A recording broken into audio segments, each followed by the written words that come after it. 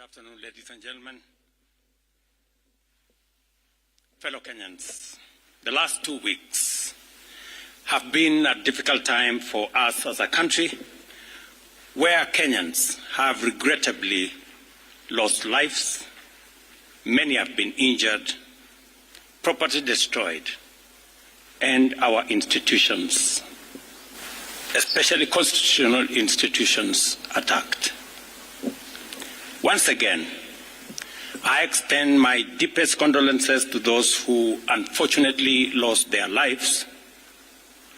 One life, as we all know, lost is a life too many. To the mothers, fathers, siblings, relatives, and friends of those who lost their lives, my deepest sympathies and condolences to you all. Equally, to the many others who are injured and recuperating, I wish them quick recovery. The government of Kenya will support all those who've lost their lives and those who've been injured.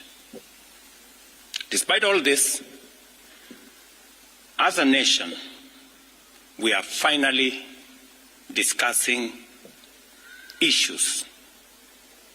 We are not discussing tribes, personalities, or political formations, but rather we are discussing issues that affect each and every one of us. Issues of taxation, debt, budget, corruption, the cost of living, unemployment, and opportunities for all Kenyans, especially our young people. If you go back on my Twitter account, I made a commitment to the country in 2019-2020 that the conversation in Kenya is going to change. It is not going to be about personalities. It is not going to be about positions. It is not going to be about tribes. It is going to be about issues. Today, that situation is true, that we are having a conversation about issues in our country.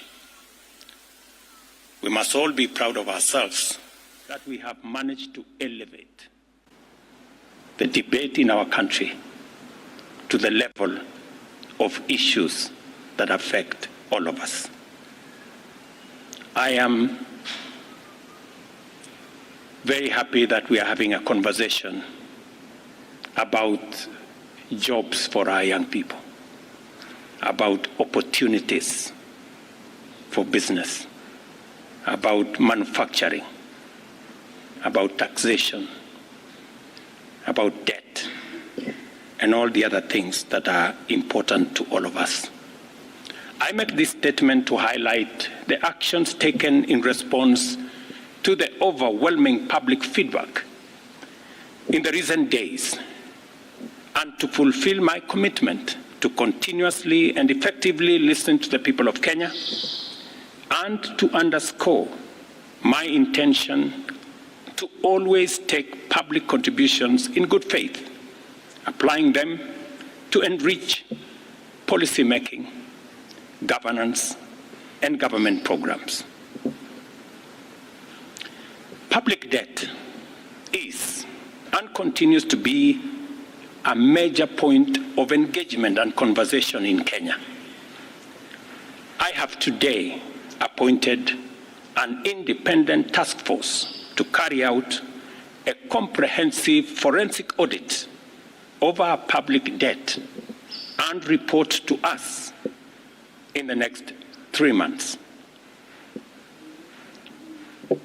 This audit will provide the people of Kenya with clarity on the extent and nature of our debt, how public resources have been expended, and will also recommend proposals for managing our public debt in a manner that is sustainable and does not burden future generations.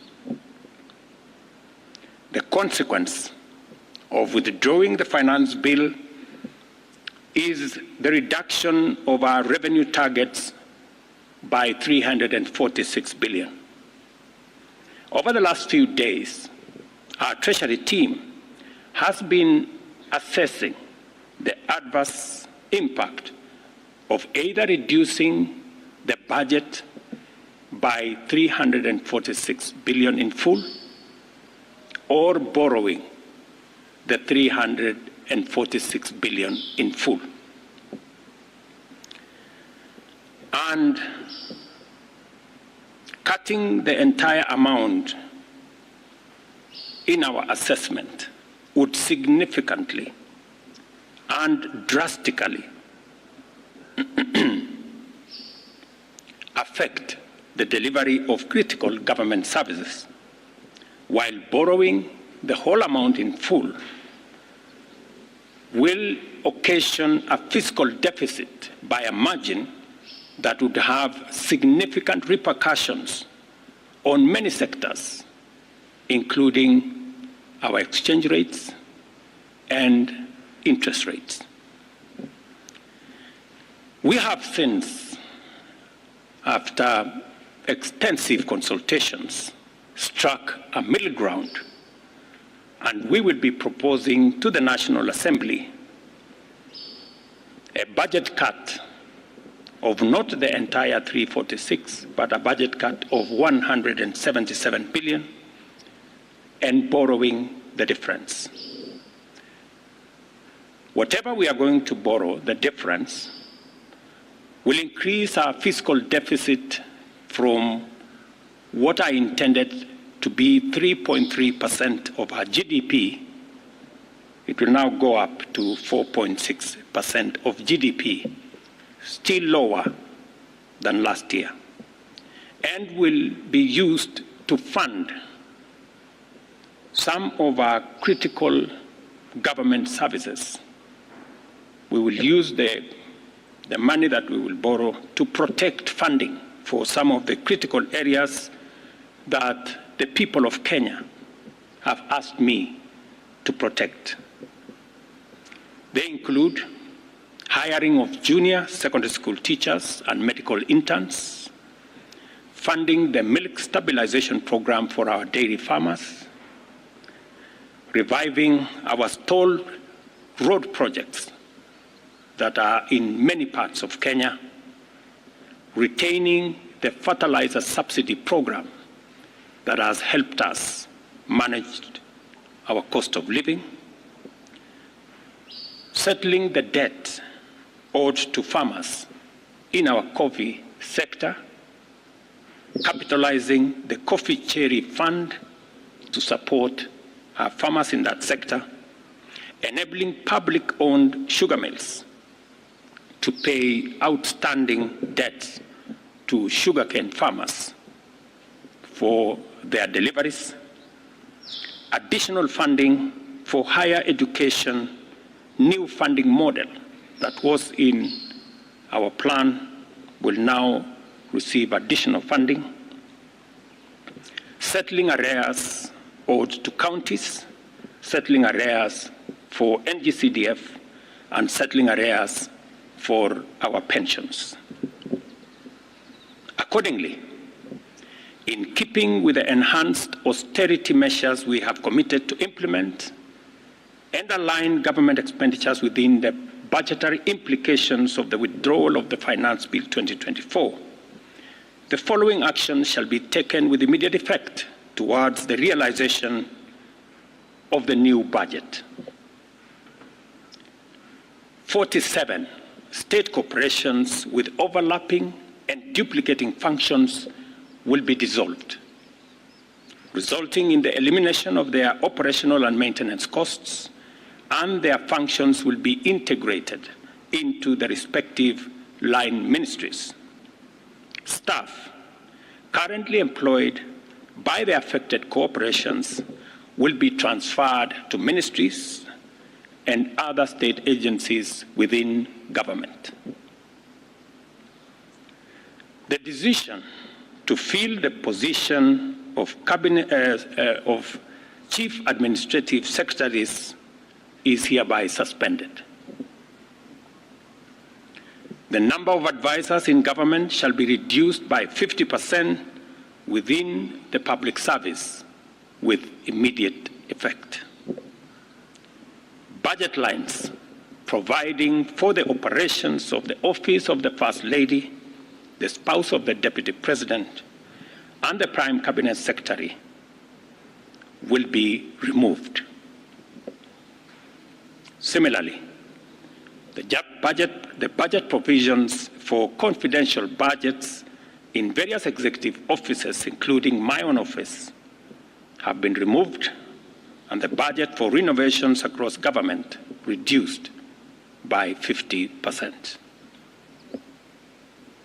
Henceforth, public servants who attain the retirement age of 60 shall be required to immediately proceed on retirement with no extensions to their tenure of service whatsoever. The purchase of new motor vehicles by the government is suspended for 12 months, except for security agencies, while a new policy on transport for public officers will be developed.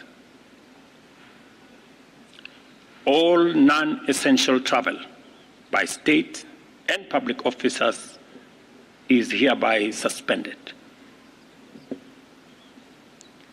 No state officer or public servant shall participate in public contributions or haram fees going forward. The Attorney General is hereby directed to prepare and submit legislation to this effect and develop a mechanism for structured and transparent contributions for public, charitable, and philanthropic purposes. These measures will be followed by changes in government that I will be making shortly. We are determined to carry out this and other interventions to improve the quality, efficiency, and transparency in serving the people of Kenya and ensure that citizens receive maximum value for their resources from a public sector that prioritizes their welfare. I believe these changes will set out our country on a trajectory towards economic transformation, enabling us to achieve the strategic objectives of the bottom-up economic transformation agenda and deliver our commitment to radically enhance opportunities for all Kenyans and transform our country. Thank you very much. God bless you, and God bless our great country, Kenya.